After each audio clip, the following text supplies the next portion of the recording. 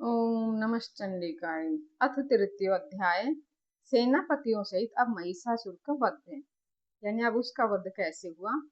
जगदम्बा के श्री अंगों की कांति उदय काल के सहस्त्रों सूर्यों के समान है। वे लाल रंग की रेशमी साड़ी पहने हुए है।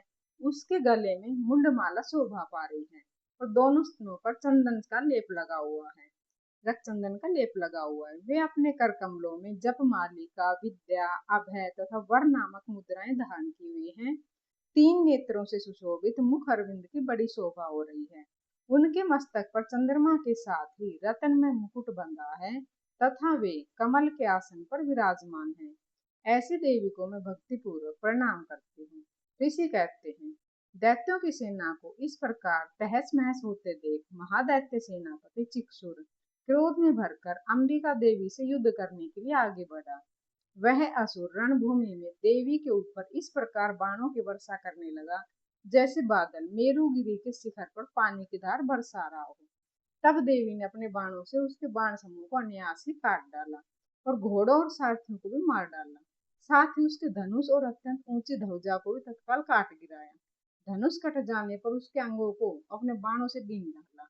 धनुष से रथ, घोड़े, सारथी के नष्ट हो जाने पर वह असुर ढाल और तलवार लेकर देवी की ओर दौड़ा।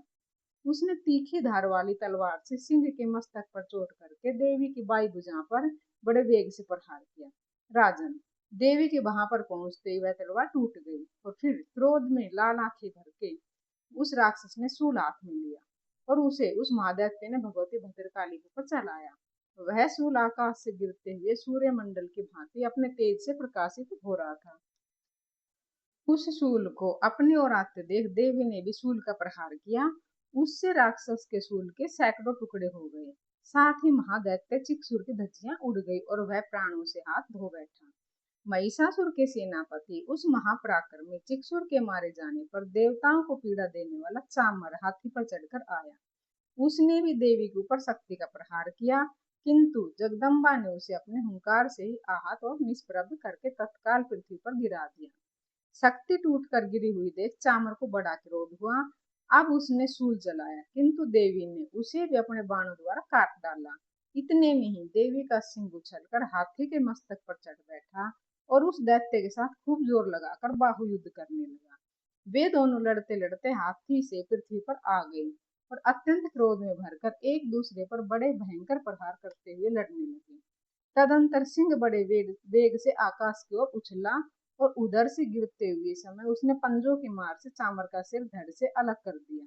इसी प्रकार उदगर बेसिला और वृक्ष आदि की मार खाकर रणभूमि में देवी के हाथों से मारा गया और कराल भी दांतों, मुख और थप्पड़ों की चोट से धराशायी हो गया। क्रोध में भरी हुई देवी ने गदा की चोट से उद्धत का भी कचूमर निकाल डाला। भिंदीपाल को वास्कल से और बाणों से ताम्र को और अंधक को मौत के घाट उतार दिया। तीन नेत्रों वाली परमेश्वरी देवी ने त्रिशूल से उग्रास्य, उग्रवीर्य, उग्र महाहनु नामक दैत्यों को मार डाला। तलवार की चोट से बिडाल के मस्तक को धड़ से काट गिराया। दुर्धर और दुर्मुख इन दोनों को भी अपने बाणों से यमलोक भेज दिया। इस प्रकार अपनी सेना का संहार होता देख महिषासुर ने वैश्य का रूप धारण करके देवी के गणों को त्रास देना आरंभ किया। किन्हीं को थुथुन से मारकर, किन्हीं के ऊपर खुरों का प्रहार करके, किन्हीं को पूंछ से चोट पहुंचाकर, कुछ को सिंह से विदीर्ण करके, कुछ गणों को वेग से, किन्हीं को सिंहनाद से, कुछ को चक्कर देकर और कितनों को निश्वास वायु के झोंके से धराशायी कर दिया। इस प्रकार गणों की सेना को गिराकर वह असुर महादेवी के सिंह को मारने के लिए झपटा। इसमें जगदम्बा को बड़ा ही क्रोध हुआ।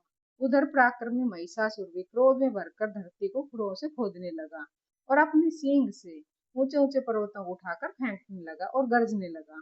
उसके वेग से चक्कर देने के कारण पृथ्वी भी क्षुब्ध होकर फटने लगी। उसके पूंछ से टकराकर समुद्र सा बोर से धरती को डुबोने लगा। हिलते हुए सिंहों के आघात से विदीर्ण होकर बादलों के टुकड़े टुकड़े हो गए। उसके श्वास की प्रचंड वायु के वेग से उड़े हुए सैकड़ों पर्वत आकाश से गिरने लगे। इस प्रकार क्रोध में भरे हुए उस महादैत्य को अपनी ओर आते देख चंडिका ने उसका वध करने के लिए महान क्रोध किया और उन्हें उन पर पास फेंक कर महान असुर को बांध लिया। उस महासंग्राम में बंध जाने पर उसने भैंसे का रूप त्याग दिया और तत्काल सिंह के रूप में वह प्रकट हो गया। उस अवस्था में जगदम्बा जो ही उसका मस्तक काटने के लिए प्रकट हुई, तो त्यों ही वह खड़गधारी पुरुष के रूप में दिखाई देने लगा। तब देवी ने तुरंत ही बाणों की वर्षा करके ढाल और तलवार के साथ उस पुरुष को भी बांध डाला। इस इतने में ही महान गजराज के रूप में परिणत हो गया तथा अपने सूंड से देवी के विशाल शेर को खींचने लगा और गरजने लगा। और खींचते समय देवी ने तलवार से उसकी सूंड काट डाली। तब उस महादैत्य ने पुनः भैंसे का शरीर धारण कर लिया और पहले की भांति चराचर प्राणियों सहित तीनों लोगों को व्याकुल करने लगा। तब क्रोध में भरी हुई जगन माता चंडिका बारंबार उत्तम मधु का पान करके और लाल आंखें करके हंसने लगी। उधर वह बल और पराक्रम के मध्य से उन्मत्त हुआ राक्षस भी गरजने लगा और अपने सींगों से चंडी के ऊपर पर्वतों को फेंकने लगा। उस समय देवी अपने बाणों के समूह से उसके फेंके हुए पर्वतों को चूर्ण करती हुई बोली। बोलते समय उसका मुख मधु के मध्य से लाल हो रहा था और वाणी लड़खड़ा रही थी। देवी ने कहा, ओ मूड, जब तक मैं मधु पीती हूँ तब तक तू क्षण भर के लिए खूब गर्ज ले। मेरे हाथ से यही तेरी मृत्यु हो जाने पर अब शीघ्र ही देवता भी गर्जना करेंगे। ऋषि कहते हैं, यूं कहकर देवी उछली और उस महादैत्य के ऊपर चढ़ गई। फिर अपने पैरों से उसे दबाकर उन्होंने शूल से उसके कंठ में आघात किया। उसके पैर से दबा होने पर भी महिषासुर अपने मुख से दूसरे रूप में बाहर आने लगा। तभी आधे शरीर से वो बाहर निकल पाया था कि देवी ने अपने प्रभाव से उसे रोक दिया। आधा निकला होने पर भी वह महादैत्य देवी से युद्ध करने लगा। तब देवी ने बहुत बड़ी तलवार से उसका मस्तक काट गिराया। फिर तो हाहाकार करते हुए दैत्यों की सारी सेना भाग गई और संपूर्ण देवता अत्यंत प्रसन्न हुए। देवताओं ने दिव्य महर्षियों के साथ दुर्गा देवी का स्तवन किया। गंधर्वराज गाने लगे, अप्सराएं नृत्य करने लगी। इस प्रकार महिषासुर वध नामक तीसरा अध्याय संपूर्ण हुआ।